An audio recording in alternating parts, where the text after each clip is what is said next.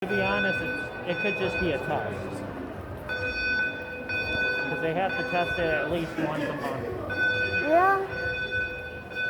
You think they usually do it when it's not open? Well, no, they do it when it's open. To make sure people know what to do and don't panic. But it's okay. What the fuck?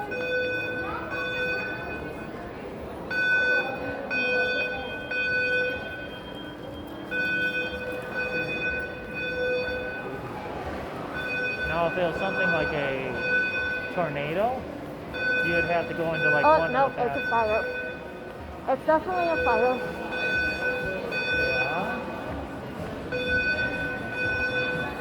I take it you're saying that because all the people leaving? Well, because I can smell it. That's food. Yeah, it's burnt food. Doesn't smell like burnt food to me.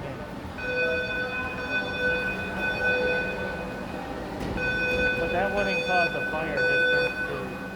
It would just be the smell. Well, I'm just hoping that it's a fire.